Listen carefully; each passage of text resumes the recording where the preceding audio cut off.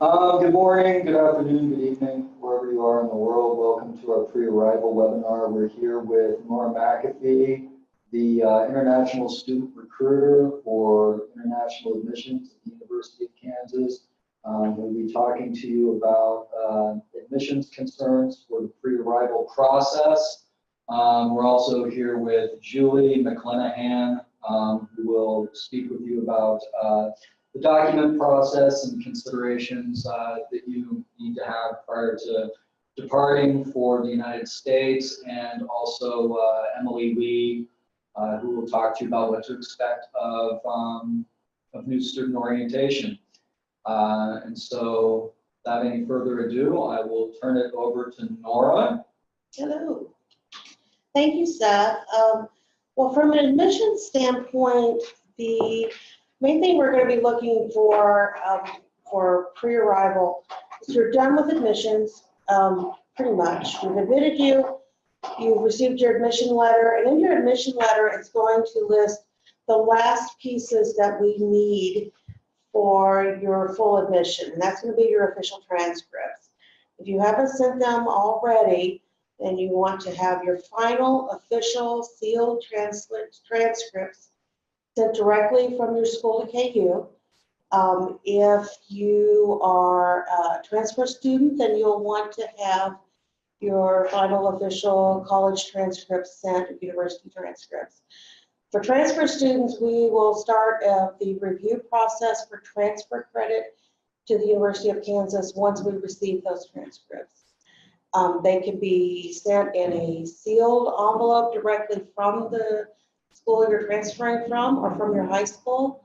You can also have them sent electronically from your high school or university. That would be through a secure document delivery system such as Parchment or National Student Clearinghouse. If your school does not mail them or use an electronic transfer service, then you would want to have receive them from the school in a sealed envelope and bring that envelope still sealed to international admissions. Usually during orientation is when we'll have a table set up during orientation to receive those documents. But at that point, you're done with admissions. We probably will not talk to you again unless you have a question about your admission or a question about transfer credits. But at that point, you are a Jayhawk. So thank you. Julie, why don't you tell us about the immigration document? So after the admission process, you will be contacted by a different office called International Support Services, and we're the office that will kind of take care of you throughout your stay as a Jayhawk. So we'll start by helping you create the first immigration document if you're in need of an F1 I-20, if you're going to be an F1 student. And if you're in another status, we'll give you some information about that as well. And we'll help you from that process before you arrive, all the way through your graduation. But to get that first document, after you're admitted, we'll send you an email if we're missing the documents that we need to produce your I-20. Once you receive that email, you'll need to complete several different steps, and then we'll send your I-20 to you. After you've received your I-20, you'll take that document, and then you'll need to apply for a visa. And there's several steps to applying for a visa. You'll need to pay the CVIS fee. You'll need to attend a visa interview, and then you'll need to schedule a visa interview, and then you need to attend a visa interview. And once you've done those things, you take your I-20 and your visa together, and then you can try to enter the U.S. to get the F1 student status. So it's again going over how to get the I-20. We will guide you through the process through email if we're missing anything, but what you can expect again is receiving an email after admission where we're asking you to access our secure IHOC system. This is a system that will require you to log in with KU Online ID. So you have to wait until after you're admitted and you'll get your student ID number, and then you'll create an online ID that you'll use your whole time at KU to access our IHOC system. And you'll need to submit several different things, including proof of finances, in order for us to create an I-20 for you. If you're not going to be in F1 status, the process is a little different. We'll send you some different information about if you're trying to change status or if you want to maintain your status when you start school at KU. We'll send you those materials as well. So when we're talking about the actual visa, a lot of students are concerned with how can they get a visa. So you're going to be F1 status, it starts by getting your I-20. And then we also often get a lot of questions about how do I apply for a visa? Well, that depends a lot on the embassy where you're applying. And so our best advice is to contact the embassy where you will be applying for a visa and talk to them about what are their expectations for the documents that you need and for their processing times. It's very important that you apply for a visa as early as possible. So we really encourage you to get started submitting those documents that you need for an I-20 as early as possible. So when we're still talking about the pre-arrival process, you've received your I-20, you've received your visa, now you're about to enter the US. Some students kind of are concerned about what will happen when they first get to the airport. It's kind of, it can be an alarming experience almost, but here are some of the things that you can expect, which will help with any anxiety you may have about your first steps inside the US. You're going to want to carry with you your immigration documents. Don't put them in your luggage. You'll be asked to present them to the inspection officers at the airport immediately when you first enter the US. And then they're going to ask you some questions, and you need to just remain calm and answer their questions politely and honestly. There's a chance there might not be time, or for whatever reason, they want to ask you more questions, and they'll take you to another area, and that's called secondary inspection. So they'll ask you some more questions in another area. And this whole process can take a lot of time. So as you're booking your flights, perhaps now you're looking at scheduling your flights, make sure that you allow extra time at that first airport where you land in the US, because you might need to go through a long questioning process. And once you're done with that, you'll be able to catch your next flight to Kansas City. Some countries have a screening center that's already outside of the US, so you might go through a pre-clearance location. You can look on the website and find out if where you'll be traveling from will have one of these pre-clearance locations, because then you'll go through that inspection outside of the US before you come in. And you only go through it once. So once you come to KU, we have a multi-day orientation to help you get ready for your life as a KU student. So it's called You at KU International, and then it's, yeah, like I said, it's to ease your transition to here into the US. So when you come to the to KU, you have several check-ins that you have to complete in order to enroll, so in order to get your classes. So during orientation, we take you through these check-in processes, so you don't have to do them on your own. We schedule them for you, and we help you get to where you need to go. So that's a really nice part of it. But there's also some fun pieces to it. You will get to know other international students. You will have someone who is a KU student who will also be helping you learn about KU and what it means to be a student here. So there's a lot of really fun social things, group activities to do while you're here. So while you're in orientation, it's a great way to not only get these check-in processes done and get to know people, but it's also kind of a way to help if you have any stress or anxiety by kind of getting used to the campus and getting used to how everything works here. It's a really great way for you to be able to do that and start to feel at home at KU.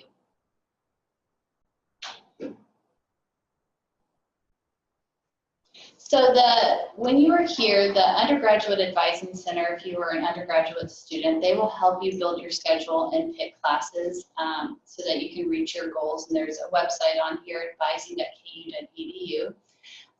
We also have some other resources that can help you while you're on campus. So lots and lots of resources, but within our office, Kayla Faree is our student resource coordinator. So if you have questions about how like the systems work at KU, or you need additional help with something like tutoring or counseling services, or you're just struggling in a class and you want to have some tips on how to deal with that. Kayla either has those resources for you, or she can tell you where you can go on campus to get the assistance you need. So she's a great place for you to go for that. There's also various academic advising units across campus depending on what your major is. If you are looking for jobs, we do have a career center, although if you're an international student, there are some constraints there that prevent you from doing some things, but they can at least help you get resumes ready, interview skills, things like that, job searches.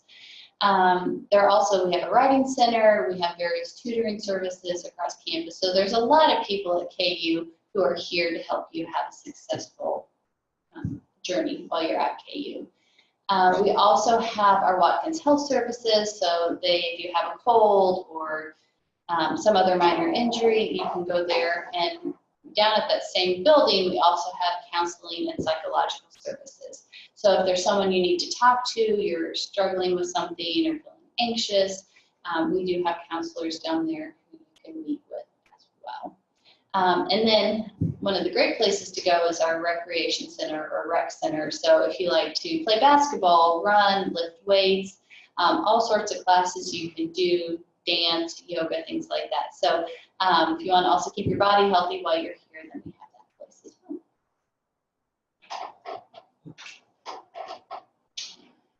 Okay, we will open it up for questions, I suppose. There should be some sort of text function that you can use to put questions to our presenters.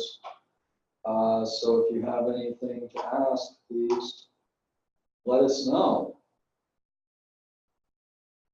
Well, I know one question we get a lot from students who are arriving on campus is, when do I actually enroll for classes? And that happens during orientation. Yes, definitely. So in order to enroll, you have to do those check-in processes. So we help you do that and get those taken care of so that you are eligible to enroll. And then within orientation, you will be assigned an advising time where you will meet with your academic advisor in order to get enrolled in those classes. And generally, when you're admitted and arrive on campus, you will have holds on your account. By a hold is a sort of a tag that will keep you from enrolling until you've gone through the check-in process. And so part of orientation is getting those holds taken care of. That's visiting Watkins, that's visiting the admissions office, maybe to turn in your transcripts. You're going to meet with International Student Support Services to make sure your immigration status is correct. But again, we walk you through those. So it's not something that you land on campus and are expected to know how to do or take care of. Julie, what's the biggest obstacle people face during the document process or even entering the country? What hangs people up the most? And what do you suggest they do to get around it? Not providing enough time for yourself to get an I-20 and apply for a visa. Do not underestimate the amount of time it could take in your country to apply for a visa. It could take several months. So if you plan to come for the fall semester, I really hope that you are already in the process of applying for a visa, and if not, feel free to email me. My email is issdocs@ku.edu. And I can see where you are in getting your I-20 if you need one. And they can help see where you are in the document production process. It's very important that you do that as soon as possible to ensure that you can get a visa, because without a visa, you can't physically come and you can't attend KU even if you want to. So we really want to help you be successful as far as getting your I-20 if you need one, so that you can then take it to apply for a visa and be able to apply for a visa on time and receive it on time to arrive by orientation that starts in August.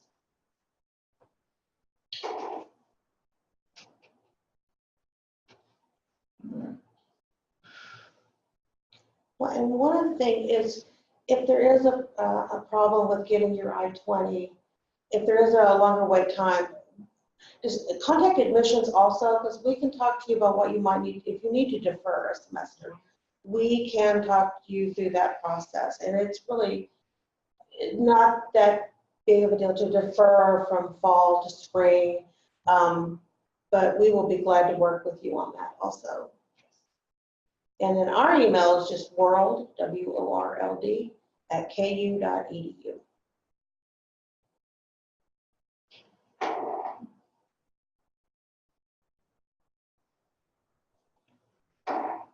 Well, if there are no questions, on behalf of everybody here at the University of Kansas, thank you for joining us. Oh.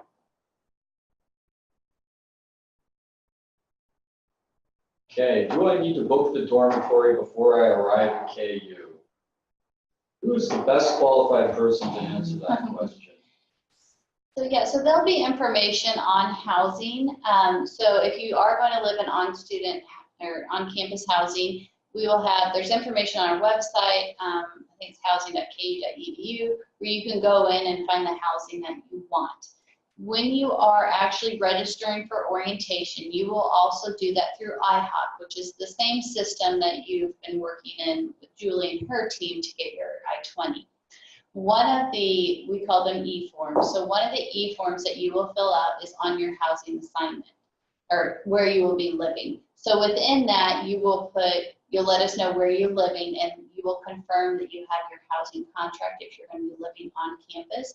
And then we work with housing to let you know what those rates would be for those additional nights. So that when registration opens for orientation, and it is not yet open for fall, that'll be in the next few weeks. When that actually opens up and you go in there, you can see what the housing options are for fall. Excellent question. Thank you, Emily.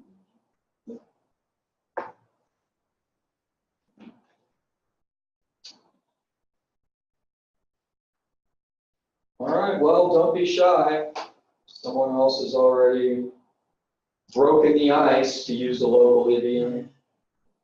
So if you have questions, we're happy to answer them. Did you talk about how students register for orientation? Said Yeah. So when registration opens in a few weeks, you'll get an email letting you know that registration is open, and that will have a link that'll again take you back into IHOC. And within that, there'll be several what we again call e-forms, where you'll let us know that you're coming, where you're going to be living, if you have any dietary restrictions, things like that. So, because during orientation, we provide some meals, about 5 or 6 meals. So you can let us know if you have any dietary restrictions, and so we can make sure we have meals that you can eat, or if you have any other physical accommodations that you need, so that we can make sure you have an orientation experience that is accessible for you.